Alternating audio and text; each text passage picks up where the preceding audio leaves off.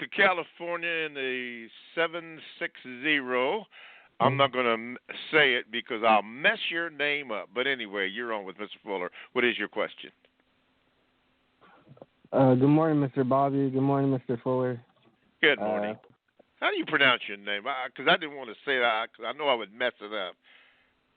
Oh, I called about 2 weeks ago. It's Kweku. Yeah, Kweku. There you go. There you go. Okay.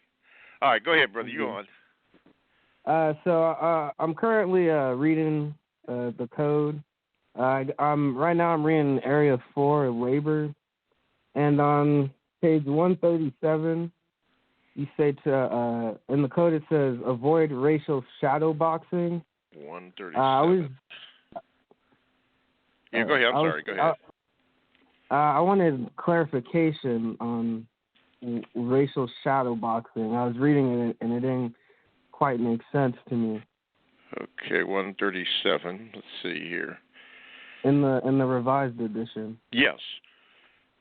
Okay. There it is. Racial shadow. Do you see that, Mr. Fuller, on page 137? Almost 137. Yes, sir. I have the book here in front of me. Okay. Shadow boxing. Avoid. Shadow boxing. Yes.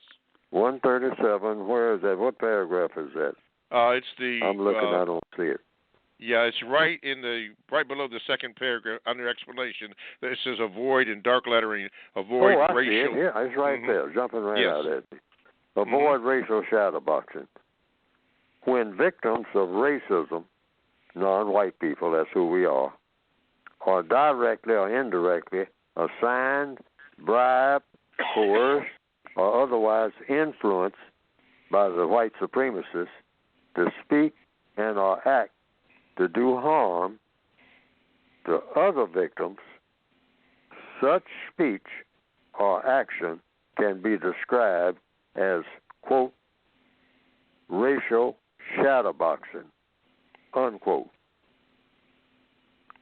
In other words, the racists very easily, because we turn on each other, the victims being prisoners of war, like prisoners anywhere, it's very easy to turn one prisoner against another once you get them in that prison status, okay? So black people worldwide are prisoners of war. So the prison masters, the white supremacists, racist man and racist woman, always get black people to be combative toward each other. And we very easily fall into that trap. We very easily do that. Meaning what? Why is it called racial shadow boxing? Because we box, you might say, or fight, or denounce, or say ugly things about, or kill the shadow of the races. In other words, I'll give an example. A politician, quote unquote, a black politician, because we have a lot of them now, particularly in the northwestern hemisphere, and really all over the world. So, the white supremacists will pick black people who they know, because they have already set the position that they're going to have, is going to draw nothing but trouble, and make them, give them a fancy title, and put them out front.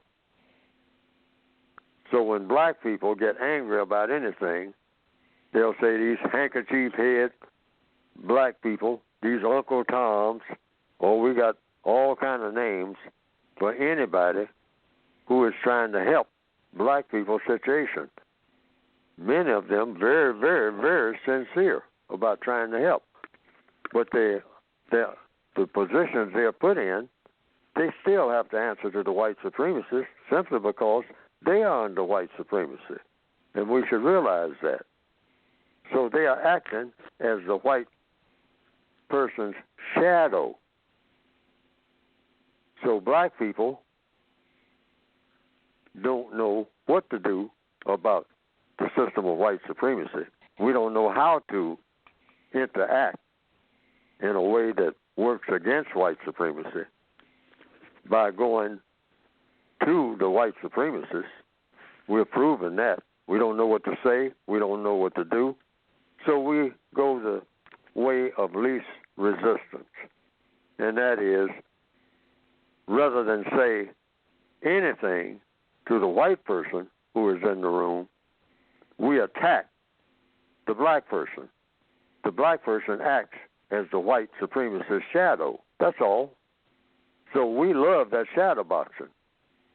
And like boxing